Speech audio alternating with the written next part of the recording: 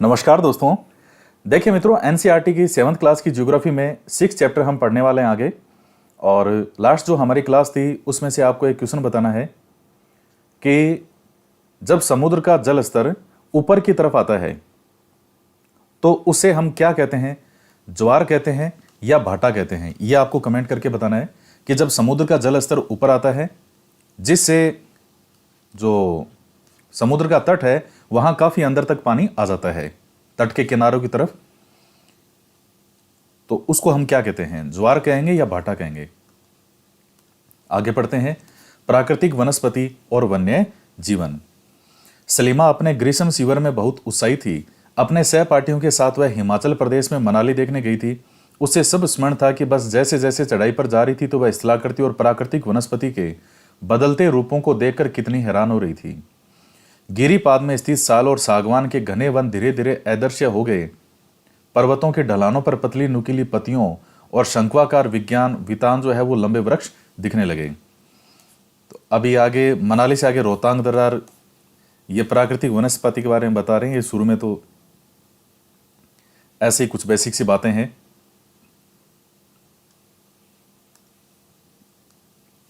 तो अब इसमें यहां से है ये मेन चीज, स्थल की ऊंचाई और वनस्पति की विशेषताएं एक दूसरे से संबंधित है। ऊंचाई में परिवर्तन के साथ जलवायु में परिवर्तन होता है। पहली बात तो ये, इसके कारण प्राकृतिक वनस्पति में बदलाव होते हैं। वनस्पति की वृद्धि तापमान और नमी पर निर्भर करती है। इसके अलावा यह ढाल और मिट्टी की परत की मोटाई जैसे कारकों पर भी निर्भर करती है।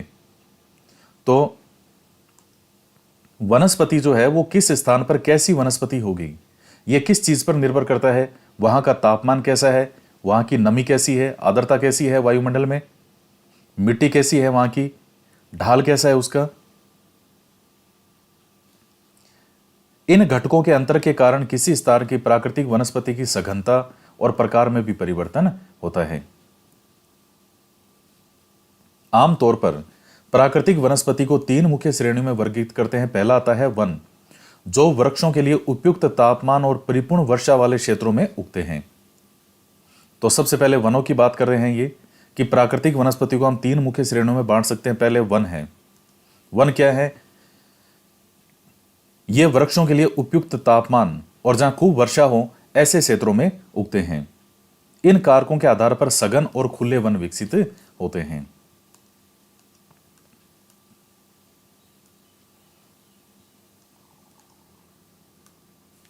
घास स्थल, जो मध्यम वर्षा वाले क्षेत्र में विकसित होते हैं वो घास स्थल है। और फिर है कांटेदार झाड़ियां। कांटेदार झाड़ और झाड़ियां केवल शुष्क क्षेत्रों में पैदा होते हैं, जैसे पश्चिमी जो राजस्थान है, ये जैसलमेर, बाड़मेर, ये वाला क्षेत्र जो है, तो वहां आपको मेनली कौन सी वनस्पति मिलेगी? कांटेदार झाड़ियों वाली। सलीमा हिमालय की यात्रा का अपना अनुभव अपने पिता को बता रही थी। उसके पिता विश्व के विभिन्न स्थानों पर जा चुके थे। उन्होंने सलीमा को विभिन्न महाद्वीपों के विभिन्न भागों में पाई जाने वाली विविध प्रकार की वनस्पतियों के बारे में बताया। उन्होंने उपध्रुवीय प्रदेशों में शंकुधारी वन, रेगिस्तान में कांटेदारी झाड़ियां और आर्द्र प्रदेशों में घने उष्णकटिबंधीय दृढ़ काष्ठ वनों के बारे में कई जानकारियां हासिल की। यानी रेगिस्तान के अंदर कांटेदार झाड़ियां होती है, आर्द्र प्रदेशों में घने उष्णकटिबंधीय दृढ़ काष्ठ वन होते हैं, उपध्रुवीय प्रदेशों में शंकुधारी वन होते हैं, जैसे शंकुआकार आकृति के, बिल्कुल शंकु आकृति के होते हैं, क्योंकि बर्फ गिरती है। तो बर्फ गिरेगी तो बर्फ उसके ऊपर वृक्षों पे लगातार नहीं रहनी चाहिए, तो वो शंकुधारी होते हैं कि बर्फ गिर के भी नीचे गिरती रहती है। अब जैसे आप शिमला वगैरह में जाते हैं तो वहां बारिश खूब होती रहती है, वहां हर थोड़ी थोड़ी देर में बारिश होती रहेगी। कोई सा बादल आया, बरस के चला गया। तो वहां के घर इस आकृति में बने होते हैं सारे। और अपने यहां राजस्थान में कैसे बने होते हैं? पूरे घर की छत होती है यूं कि पानी अगर आ जाए तो हम थोड़ा स्टोर कर लें उसको। तो जगह के हिसाब से, स्थान के हिसाब से जिस तरह हम घर बनाते हैं, उसी प्रकार से वनस्पति जो होती है वो भी उस स्थान की भौगोलिक स्थिति कैसी है, उस सूर्य का तापमान कैसा है। जैसे जैसे आप जानते हैं कि यह पृथ्वी है, भूमध्य रेखा पर सबसे ज्यादा सूर्य का तापमान आता है।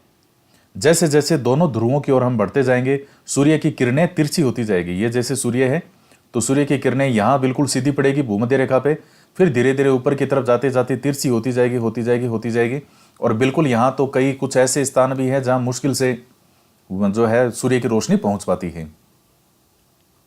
तो सभी जगह वनस्पति एक जैसी थोड़ी होगी कि भूमध्य सागर के आसपास, ये भूमध्य सागर क्या, जो भूमध्य रेखा के आसपास 0 डिग्री जो रेखा है, इसके आसपास जो वनस्पति होती है, क्या वैसी वनस्पति ऊपर मिलेगी? यहाँ पे नहीं मिल सकती।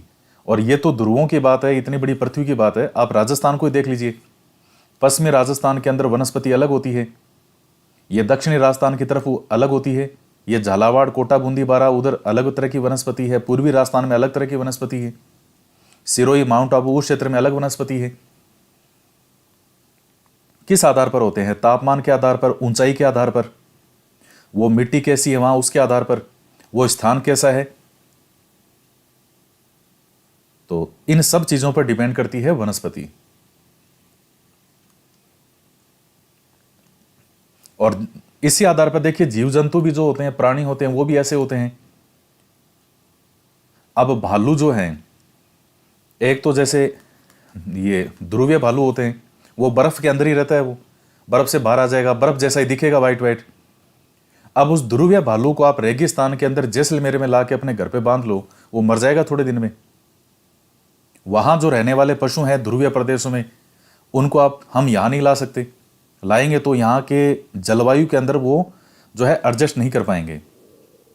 यहाँ के वनस्पति, यहाँ के जीव जंतु हैं, यहाँ के जैसे पशु हैं, उसको आप किसी दूसरे स्थान पर ले जाते हो तो वो जो है चीजें एडजस्ट होने में समस्या आती है।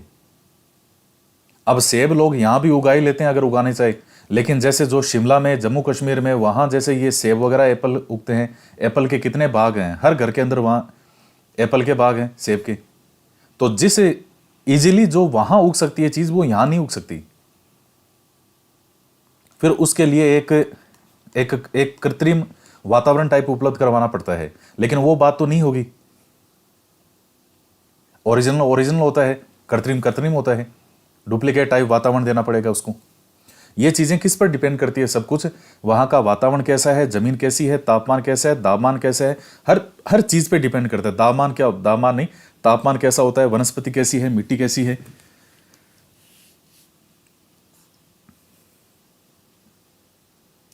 तो हिमालय के क्षेत्रों में लगभग सभी प्रकार की वनस्पतियां पाई जाती है जो भूमध्य रेखा से ध्रुव की ओर होने पर मिलती है। प्राकृतिक वनस्पतियों के प्रकार में बदलाव का मुख्य कारण जलवायु का बदलाव है। आइए हम विश्व की विभिन्न प्रकार की प्राकृतिक वनस्पतियां, उनके गुण और वहां प्रवास करने वाले वन्य जीवों की जानकारी प्राप्त करें।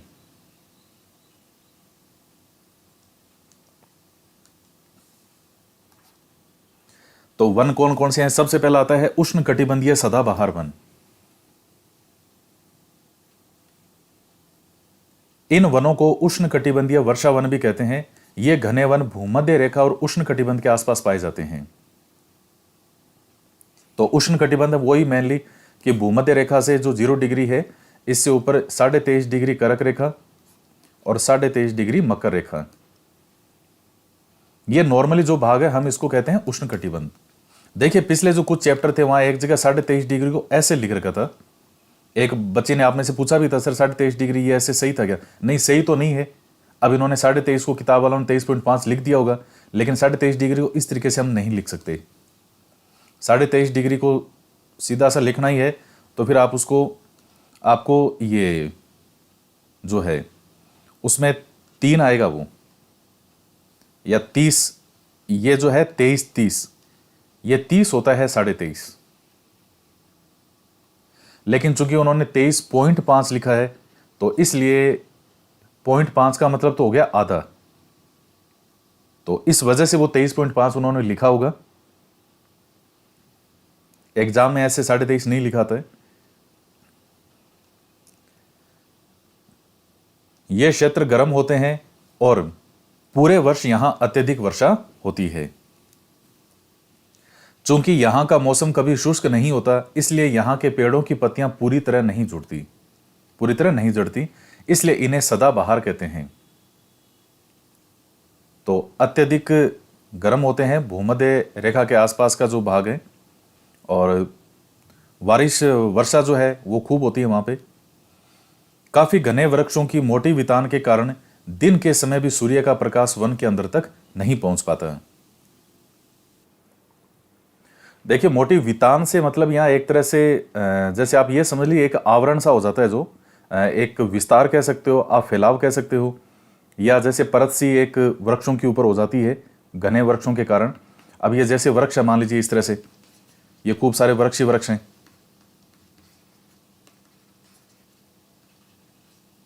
तो अब ये ऊपर से इतने घने हैं, आपस में इस तरह से मिले हुए कि आप अगर उनको हेलीकॉप्टर से देखोगे तो आपको नीचे कुछ भी यहां दिखाई नहीं देगा, इतने ऊपर ये फैले हुए हैं। तो ये जो इनका विस्तार है, इस प्रकार से इसी चीज को कहा जाता है वितान। घने वृक्षों की मोटी वितान के कारण, यानी इनके इतने विस्तार के कारण, इनके फैलाव के कारण। तो सूर्य का प्रकाश वन के अंदर तक नहीं पहुंच पाता, वो प्रकाश नीचे जाएगा कैसे, इतने घने तरीके से ये फैले होते हैं। आमतौर पर यहां दृढ़ काष्ठ वृक्ष जैसे रोजवुड, आबनूस और महोगनी जैसे जो है, ये इस तरह के जो है वृक्ष यहां पे होते हैं। तो ये उष्ण कटिबंधीय सदाबहार वन है, और यहां पर चूंकि ये देखिएगा उष्ण कटिबंधीय क्षेत्रों में पाए जाते हैं, वर्षा भी लगातार होती रहती है, यहाँ पे तापमान ज़्यादा होता है समुद्र के कारण, समुद्र आपको खूब मिलेगा इस क्षेत्र में। तो इस कारण से यहाँ क्या लगातार बारिश भी होती रहती है, और जिसके कारण से ये हरे जो हैं वृक्ष रहते हैं। तो इनको सदाबहार वन भी कहा जाता है, और उष्ण कटिबंधीय सदाबहार भी वन कहते हैं।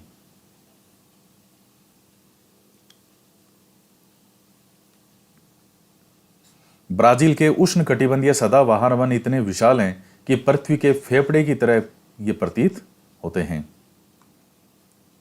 क्योंकि इतनी ज्यादा ऑक्सीजन उनसे निकलती है, इतने ज्यादा विशाल है वहां के वृक्ष। एनाकोंडा विश्व का सबसे बड़ा सांप उष्ण कटिबंधीय वर्षा वन में पाया जाता है।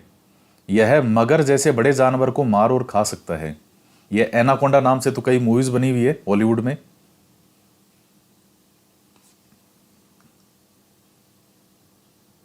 तो जो अमेजन नदी है उसमें अक्सर ये एनाकोंडा की तस्वीरें आती है। मतलब इतना विशालकाय दिखता है इस तरह से कि जैसे ये नदी है। तो इस नदी के अंदर भी वो बिल्कुल क्लियर कट ऊपर जो मैप से भी वो कोई हेलीकॉप्टर से कोई जा रहे होंगे तो वो भी अगर तस्वीरें खींचते हैं तो उसमें इतना विशालकाय एनाकोंडा उसमें दिख जाता है अलग से तैरता हुआ।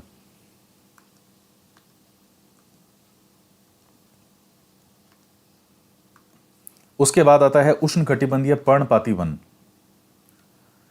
उष्ण कटिबंधीय पर्णपाती वन मानसूनी वन होते हैं जो भारत, उत्तरी ऑस्ट्रेलिया और मध्य अमेरिका के बड़े हिस्सों में पाए जाते हैं। तो मानसूनी वन जो है वो भारत, उत्तरी ऑस्ट्रेलिया और मध्य अमेरिका के बड़े हिस्सों में, इन क्षेत्रों में मौसमी परिवर्तन होते रहते हैं।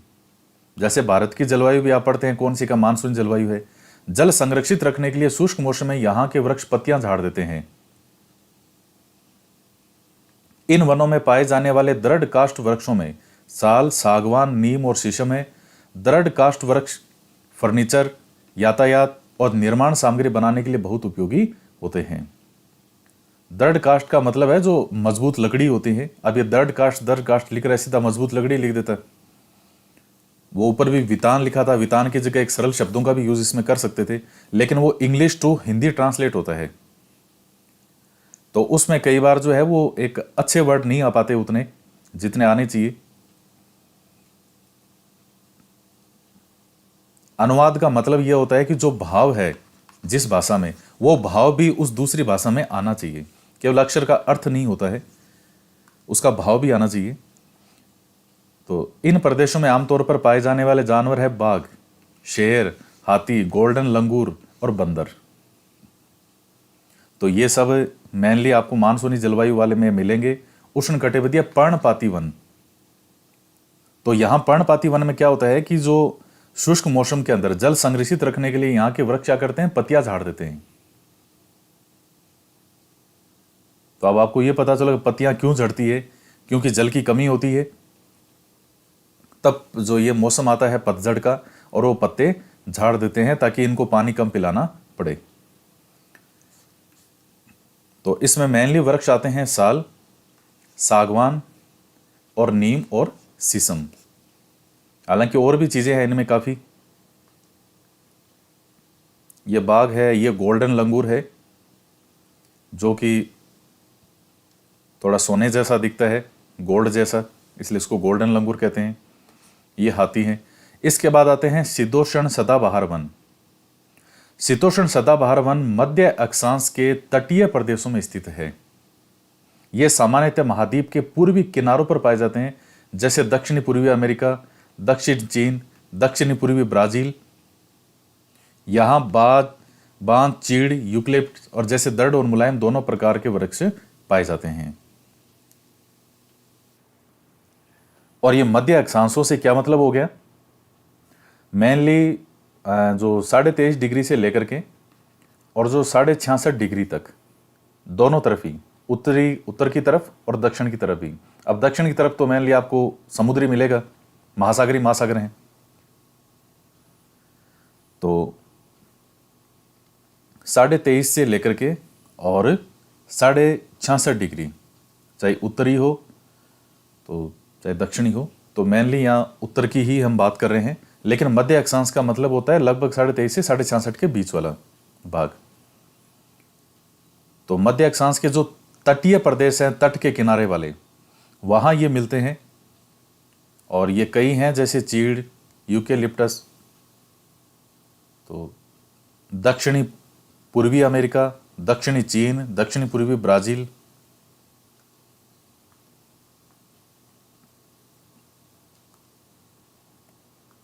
इसके बाद में आता है शीतोष्ण पर्णपाती वन। उच्च अक्षांश की ओर बढ़ने पर अधिक शीतोष्ण पर्णपाती वन मिलते हैं। ये उत्तरी पूर्वी अमेरिका, चीन, न्यूजीलैंड, चिली और पश्चिमी यूरोप के तटीय प्रदेशों में पाए जाते हैं। यानी जैसे अब हम और उच्च अक्षांशों की ओर बढ़ेंगे तब हमें ये वृक्ष जो है शीतोष्ण पर्णपाती मिलेंगे। और ये जो है ये भी अपनी पत्तियां शुष्क मौसम में झाड़ देते हैं, तो इसलिए इनको शीतोष्ण पर्णपाती कहते हैं। उत्तर पूर्वी अमेरिका हो गया, चीन हो गया, न्यूजीलैंड है, चिली है, पश्चिमी यूरोप है, इनके तटीय प्रदेशों में यहाँ पाए जाने वाले पेड़ हैं बांज, एश, बीच आदि। हिरण, लोमड़ी, भेड़िए यहाँ के आम जानवर हैं। फिजेंट और मोनाल, ये ऐसे पक्षी भी यहाँ पाए जाते हैं। तो अब इस 2-4 चीजें ही हैं। एक तो उच्च अक्षांश की तरफ जब हम और ऊपर की तरफ बढ़ते हैं, और इसके अलावा जैसे ये न्यूजीलैंड, ये कंट्री जो हैं ये दक्षिण की तरफ हो जाएंगे भूमध्य रेखा के, और बाकी ये जो हैं ये आपको ऊपर की तरफ मिलेंगे। चिली जो है ये भी आपको दक्षिण की तरफ मिलेगा उधर। तो एक या दो पक्षियों के नाम है, ये 2-4 चीजें हैं इसमें। ये भी अपनी पत्तियां जो है शुष्क मौसम में झाड़ देते हैं। इसके बाद में आते हैं भूमध्य सागरीय वनस्पति। आप जान चुके हैं कि महाद्वीपों के पूर्व और उत्तरी पूर्वी किनारों के अधिकांश शीतोष्ण सदाबहार और पर्णपाती पेड़ों से ढके हैं। जो अधिकांश भाग है वो महाद्वीपों के पश्चिमी और दक्षिणी पश्चिमी किनारे भिन्न है। यहां भूमध्य सागरीय वनस्पतियां पाई जाती है। यह अधिकतर यूरोप, अफ्रीका और एशिया के भूमध्य सागर के समीप वाले प्रदेशों में पाए जाते हैं, इसलिए इसका यह नाम पड़ा भूमध्य सागरीय वनस्पति। जो भूमध्य सागर है, भूमध्य सागर, उसके आसपास की भूमि। तो मैप में आप देखोगे तो भूमध्य सागर के आपको ऊपर की तरफ ये यूरोप महाद्वीप मिलेगा, दक्षिण की तरफ ये अफ्रीका महाद्वीप और पूर्व की तरफ एशिया महाद्वीप। ये वनस्पतियां भूमध्य सागर के बाहरी प्रदेशों जैसे यूएसए के कैलिफोर्निया, दक्षिणी पश्चिमी अफ्रीका, दक्षिणी पश्चिमी दक्षिणी अमेरिका और दक्षिणी पश्चिमी ऑस्ट्रेलिया में भी पाई जाती है। इन प्रदेशों में गर्म, शुष्क, ग्रीष्म और वर्षा वाली मृदु शीत ऋतु में होती है। इन क्षेत्रों में आमतौर पर संतरा, अंजीर, जैतून, अंगूर जैसे नींबू वंश, सिट्रिक एसिड जिनमें होता है, मतलब एक तरह से थोड़े जो खट्टे फ्रूट टाइप होते हैं, क्योंकि लोगों ने अपनी इच्छा अनुसार कृषि करने के लिए यहां की प्राकृतिक वनस्पति को हटा दिया है और वहां वन्य जीवन कम है। तो यह है उष्ण भूमध्य सागरीय वनस्पति।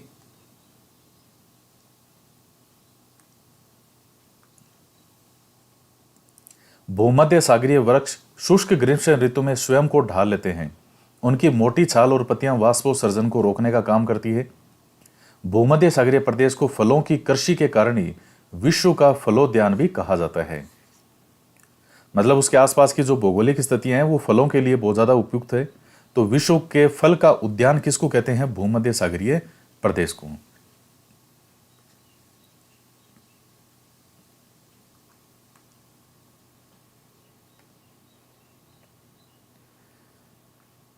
इसके बाद में आता है शंकुधारी वन।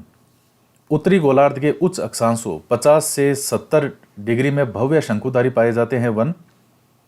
जैसे ए और बे में आप देख रहे हैं, ये शंकुधारी मैंने आपको ऊपर बताया भी था। अब ये देखिए,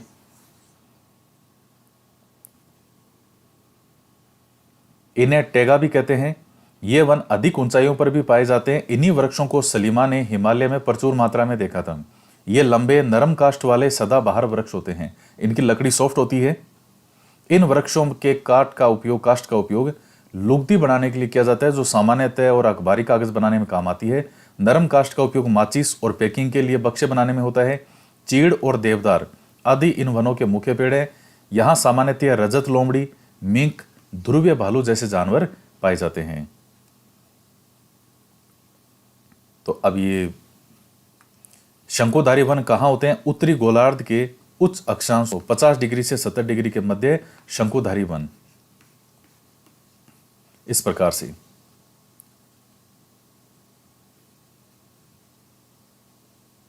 तो इस प्रकार से जैसे बर्फ ऊपर गिरती है वो फिर नीचे गिर जाती है, गिरती है, नीचे गिरती रहती है।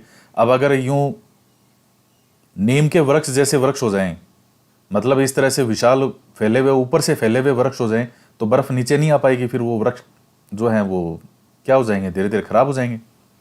तो इस तरह से होते हैं कि इन पर चीज ठहरे नहीं।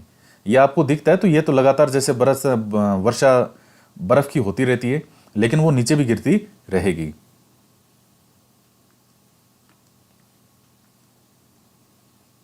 अब आते हैं घास स्थल, उष्ण कटिबंधीय घास स्थल। ये वन भूमध्य रेखा के किसी भी तरफ उग जाते हैं और भूमध्य रेखा के दोनों ओर से उष्ण कटिबंध क्षेत्रों में फैले हैं। यहां वनस्पति निम्न से मध्य वर्षा वाले क्षेत्रों में पैदा होती है। यह घास काफी ऊंची, लगभग 3 से 4 मीटर की ऊंचाई तक बढ़ सकती है। तो भूमध्य रेखा के किसी भी तरफ हो सकते हैं। भूमध्य रेखा के दोनों ओर जो उष्ण कटिबंधीय क्षेत्र है उसके अंदर आपको ये वन जो है, ये जो घास स्थल हैं ये मिल जाएंगे। ये 3 से 4 मीटर की ऊंचाई तक बढ़ सकती है। अफ्रीका का जो सवाना घास स्थल है वो इसी प्रकार का है। सामान्य रूप से उष्ण कटिबंधीय घास स्थल में हाथी, जेब्रा, जिराफ और हिरण, तेंदुआ आदि जानवर पाए जाते हैं। तो ये चीज है। या आपको इन घास स्थलों में कौन से मिलेंगे? हाथी मिल जाएंगे, जेब्रा है, जिराफ है, हिरण है, तेंदुआ है। उसके बाद है शीतोष्ण घास स्थल। ये मध्य अक्षांशीय क्षेत्रों और महाद्वीपों के भीतरी भागों में पाए जाते हैं। यहाँ की घास आमतौर पर मोटी और पौष्टिक होती है। शीतोष्ण प्रदेशों में सामान्यतः जंगली भैंस, बाइसन और एंटीलोप पाए जाते हैं। तो अब ये शीतोष्ण घास स्थल कहाँ होते हैं? मध्य अक्षांशीय क्षेत्रों और महाद्वीपों के भीतरी भागों में। तो यहाँ की घास आमतौर पर छोटी और पौष्टिक होती है। शीतोष्ण प्रदेशों के अंदर ये जंगली भैंस और बाइसन और एंटीलोप जैसे जो हैं जीव जंतु ये पाए जाते हैं। अब आती है कंटीली झाड़ियां। शुष्क रेगिस्तान जैसे प्रदेशों में पाई जाती है। उष्ण कटिबंधीय रेगिस्तान महाद्वीप के पश्चिमी किनारों की तरफ पाए जाते हैं। तीव्र गर्मी और बहुत कम वर्षा के कारण यहाँ की वनस्पतियों की कमी रहती है। विश्व के मानचित्र पर रेगिस्तानी प्रदेश को चिन्हित करें। क्या आप भारत के बड़े रेगिस्तान का नाम बता सकते हैं? जैसे जो थार का रेगिस्तान। रेगिस्तान के कुछ जानवरों के नाम भी बताएं जिन्हें आप पहले जान चुके हैं। यदि आप ध्रुवीय प्रदेश में जाएंगे तो वह स्थान आपको अत्यधिक ठंडा मिलेगा। बहुत ही सीमित प्राकृतिक वनस्पति मिलेगी। केवल काई, लाइकेन और छोटी झाड़ियां पाई जाती है। यह अल्पकालिक गर्म ग्रीष्म ऋतु के दौरान विकसित होती है। इसे टुंड्रा प्रकार की वनस्पति कहते हैं। जो ध्रुवीय प्रदेश की तरफ जाते हैं और जो ये छोटी झाड़ियां टाइप काई, लाइकेन वगैरह जैसी चीजें जो दिखती है, ये जो ग्रीष्म ऋतु थोड़े समय के लिए यहाँ होती है उसमें ये विकसित हो जाती है। इसको टुंड्रा प्रकार की वनस्पति कहते हैं। यह यूरोप, एशिया और उत्तरी अमेरिका के ध्रुवीय प्रदेशों में पाई जाती है। यहाँ के जानवरों के शरीर पर मोटा फर और मोटी चमड़ी होती है जो उन्हें ठंडी जलवायु से सुरक्षित रखते हैं। तो फर होते हैं ना, जैसे अब ध्रुवीय भालू भी होता है तो उसके ऊपर ऐसे फर से दिखते हैं, जो उसके बाल होते हैं रुई की तरह ऐसे, तो वो इसलिए होते हैं ताकि ठंडी जलवायु से बच सके, मोटी चमड़ी होती है। यहाँ पाए जाने वाले कुछ जानवर हैं सील, वालरस, कस्तूरी बैल, ध्रुवीय उल्लू, ध्रुवीय भालू, बर्फीली लोमड़ी, तो ये पाए जाते हैं।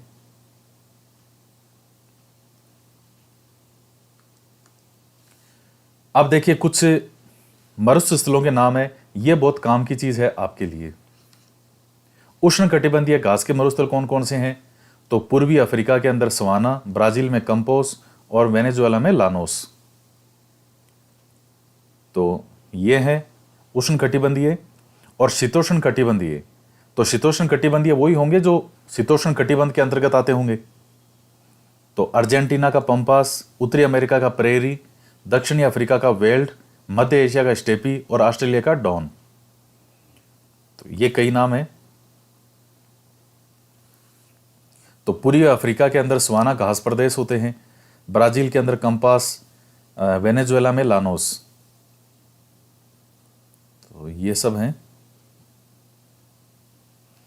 और अर्जेंटीना के अंदर ये जैसे पंपास हो गया, उत्तरी अमेरिका में प्रेरी हो गया, दक्षिणी अफ्रीका के अंदर वेल्ड हो गया, मध्य एशिया में स्टेपी हैं और ऑस्ट्रेलिया के अंदर डॉन है। तो ये कई नाम हैं, इनको ध्यान रख लीजिएगा। अब अफ्रीका महाद्वीप के अंदर कौन से हो गए? एक तो दक्षिणी अफ्रीका और एक ये पूर्वी अफ्रीका हो गया। और दक्षिणी अमेरिका महाद्वीप के अंतर्गत, तो दक्षिणी अमेरिका महाद्वीप में अर्जेंटीना है, ब्राजील है, वेनेजुएला है। और उत्तरी अमेरिका महाद्वीप के अंदर, तो उत्तरी अमेरिका में ये हो गया, ऑस्ट्रेलिया में ये हो गया, ये मध्य एशिया में हो गया। सलीमा के पिता ने उसे कुछ घने वनों के चित्र दिखाए। कुछ चित्रों में सलीमा ने देखा कि लोग वृक्षों को काटकर वनों को साफ कर रहे हैं। उसके पिता ने बताया कि स्थानीय लोग कृषि और आवास के लिए स्थान चाहते थे, इसलिए उन्होंने वनों को साफ किया। सलीमा सोचने लगी, अगर वनों को साफ कर दिया जाता है तो वन्य जीव कहाँ जाएंगे?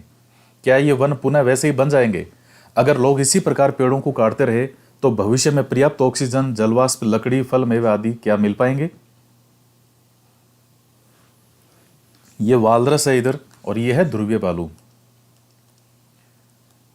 तो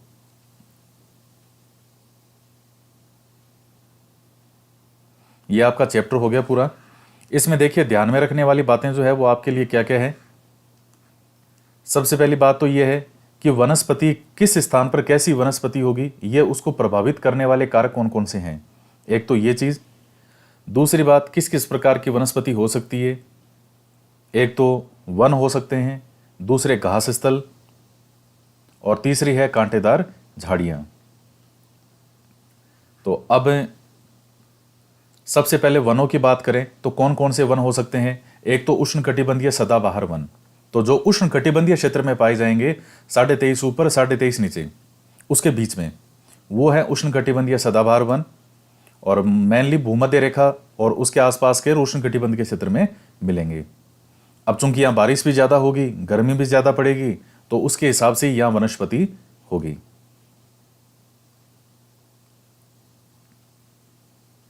फिर उष्णकटिबंधीय पर्णपाती वन आ जाएंगे। तो देखिए ये जो पर्णपाती वर्ड है इसका मतलब ही ये है पतझड़। मतलब इन वनों को आप उष्णकटिबंधीय पतझड़ वन भी लिख सकते हो। तो मतलब पर्णपाती या पतझड़, इसका मतलब ही है कि पत्ते तो गिरेंगे। तो उष्णकटिबंधीय पर्णपाती वन मानसूनी वन होते हैं। जल संरक्षित रखने के लिए शुष्क मौसम में यहां के वृक्ष अपनी पत्तियां झाड़ देते हैं। तो कौन कौन से वृक्ष और जीव जंतु पाए जाते हैं इन क्षेत्रों में। और उसके बाद शीतोष्ण सदाबहार वन, तो ये मध्य अक्षांश के तटीय प्रदेशों में पाए जाते हैं और ये सामान्यतः महाद्वीप के पूर्वी किनारों की तरफ होंगे। तो जैसे दक्षिणी पूर्वी अमेरिका, दक्षिणी चीन और दक्षिणी पूर्वी ब्राजील। तो शीतोष्ण सदाबहार वन हो गया। फिर है शीतोष्ण पर्णपाती वन।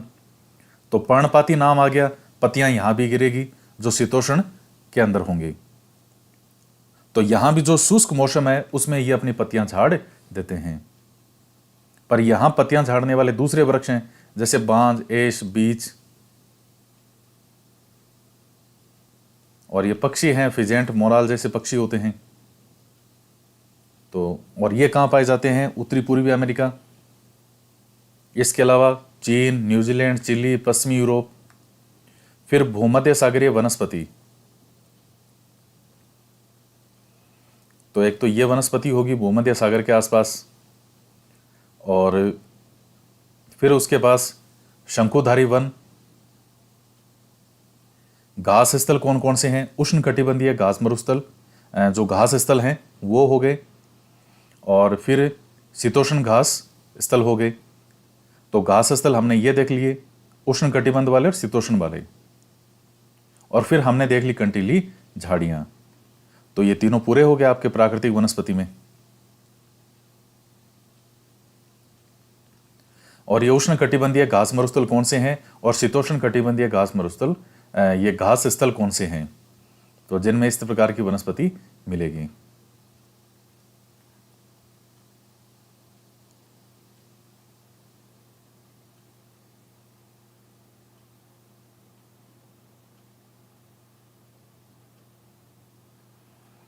ये पशु वगैरह कौन से हैं ये भी ध्यान रखिएगा। शीतोष्ण घास स्थल जो है तो इसमें जैसे जंगली भैंस वगैरह है, बाइसन, एंटीलोप। हालांकि भैंस को देखिएगा, भैंस एक जंगली पशु है, लेकिन लोगों ने अपने लाभ के लिए भैंस को बांधना शुरू कर दिया और ताकि इसका दूध प्रयोग हो सके। हकीकत में वैसे भैंस जो है वो एक जंगली पशु है। आप कभी भी जैसे ये डिस्कवरी चैनल वगैरह हैं, या जो कई और भी कई चैनल हैं, नेशनल ज्योग्राफी हो गया, एनिमल प्लेनेट वाला, ये इस तरह से कई हैं, उसमें आप कभी भी देख लेना, भैंसों के झुंड आपको दिख जाएंगे। 1000, 500, 2-2 हजार, 2,500 भैंसों के झुंड आपको दिख जाएंगे। गायों के झुंड आपको सामान्यतः वहां नहीं दिखेंगे। भैंस एक जंगली प्राणी है। अब ये इसको तो दूध इतना आता है कि बाल्टी भर जाती है दूध की, और इसमें भी फिर अच्छी अच्छी नस्ल होने लगी, तो लोगों ने फिर जो है इसको बांधना शुरू कर दिया। फिर एक के बाद एक जो है इसमें नस्ल सुधार होते गए, नई नई नस्ल आने लगी। इंसान के लिए जो वैसे उपयुक्त है वो गाय का दूध होता है। अब ठीक है, कोई भैंस का दूध पीता हो, मैंने भी पिया ही है, आज भी पीते ही होंगे, गाय का भी पीते हैं, भैंस का भी होता है, कोई मिक्स भी आता है, लेकिन गाय और भैंस का। तो भैंस वैसे एक जंगली प्राणी है, दूध गाय का ही पौष्टिक होता है।